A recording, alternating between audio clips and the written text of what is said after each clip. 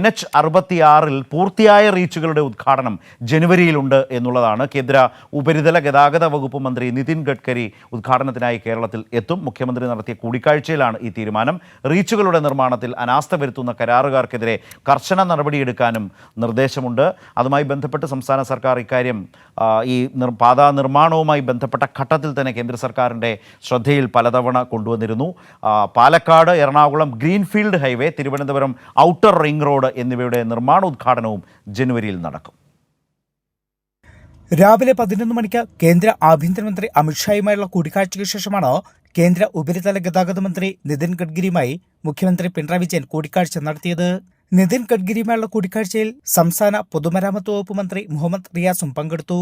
സംസ്ഥാനത്തെ ദേശീയപാതാ നിർമ്മാണം ഉൾപ്പെടെയുള്ള വിഷയങ്ങൾ ചർച്ചയായി. NH-66 16 റീച്ചുകളുടെയും നിർമ്മാണം വേഗത്തിലാക്കാൻ നിതിൻ ഗഡ്കരി നിർദ്ദേശം നൽകി. അതേസമയം ചില റീച്ചുകളുടെ നിർമ്മാണത്തിൽ കരാറുകാരുടെ ഭാഗത്തുനിന്നും വലിയ അനാസ്ഥ ഉണ്ടാകുന്നത് നിർമ്മാണ പ്രവർത്തനത്തെ മന്ദഗതിയിലാക്കുന്നത് സംസ്ഥാനം ചൂണ്ടിക്കാട്ടി.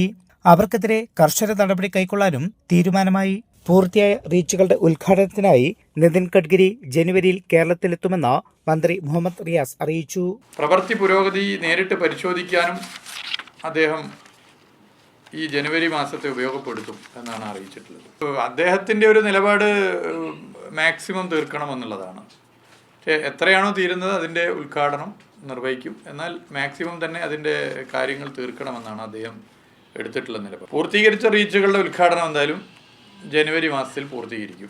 Kasaragod Taliparamba reach, Azhiyur Vengalam reach, Thiruvananthapuram reach എന്നിവയാണ് നിർമ്മാണ പ്രവർത്തനം മന്ദഗതിയിൽ നടക്കുന്ന ചില റീച്ചുകൾ.